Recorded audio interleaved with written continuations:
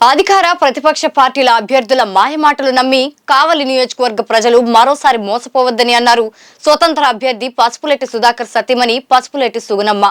నెల్లూరు జిల్లా కావలి పట్టణంలోని పలు వార్డుల్లో ఎన్నికల ప్రచారాన్ని నిర్వహించారు సుగుణమ్మ.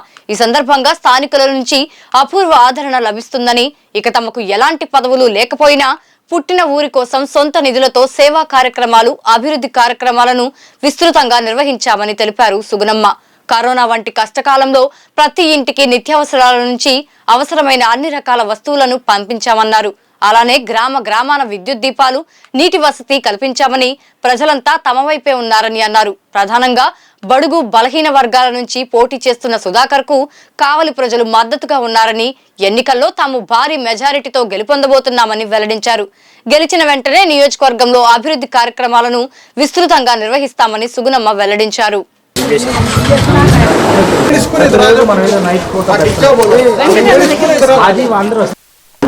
నేను ఊరుకోనని చెప్పాలి అంటే అక్కడ ఉంటే అది కొద్దిగా అటు ఇది చేయడానికి జాగ్రత్తగా చూసుకొని మనం 11 నెంబరు సారు పుట్టు గ్లాస్ పుట్టు సరేనా.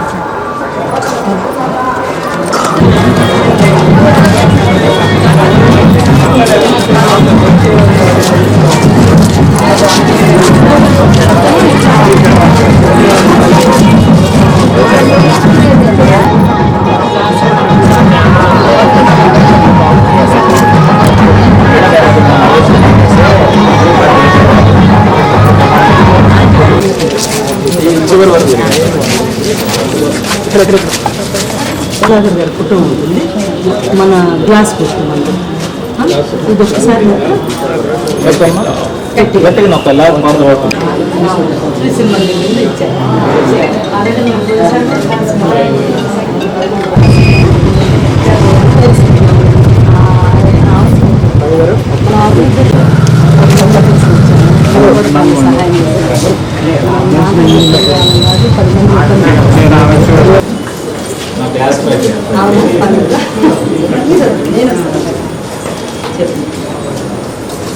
నమస్కారం అండి. మేము 28వ వార్డులో ఉన్నాము. నాకు చాలా ఆనందంగా ఉంది. ప్రతి వార్డులో కూడా మమ్మల్ని గుర్తించి గ్లాస్ గుర్తొచ్చింది. పసుపులేటి సుధాకర్ గారు, ఆయన భార్య వచ్చారు మా దగ్గరికి. ఆయన ప్రజలు కూడా మమ్మల్ని వాళ్ళ కుటుంబంలాగా ఆదరిస్తున్నారు. నేను ఈరోజు ఏ రోజైనా కానీ మేము తిరిగినప్పటి నుంచి కావలి సభ్యులు మా కుటుంబ సభ్యులు అని చెప్తున్నాను. అది ఎవరైనా కానీ, మన ముస్లిం సోదరులు కానీ, అన్నవాళ్ళు కానీ, ఎవరైనా కానీ నాకు ఒక సొంత కుటుంబంలాగా అనుకుంటాను. అలాగే చూస్తున్నాను నన్ను అందరూ కూడా. నిన్న 31 వార్డుకి వెళ్ళాము.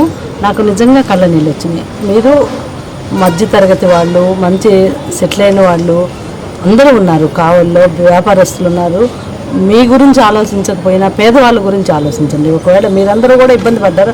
ప్రతి ఒక్కళ్ళు ఇబ్బంది పడ్డ వాళ్ళకి తెలుసు మేము ఎంత ఇబ్బంది పడ్డామనేది.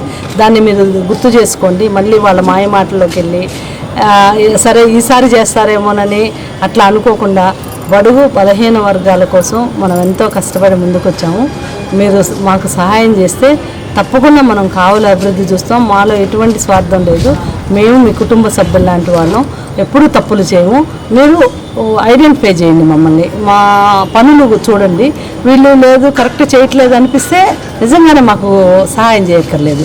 కానీ వీళ్ళు కరెక్ట్గా చేసేవాళ్ళు, 10 మంది సహాయం చేసేవాళ్ళు అంటే మీరందరూ కూడా కావాలి. ప్రజలకి అందరికీ నేను ఒకటే విన్నవించుకుంటున్నాను. మీరు తప్పకుండా ఆదరించండి, సహాయం చేయండి, సుధాకర్ గారిని గెలిపించండి అని కోరుకుంటున్నాను.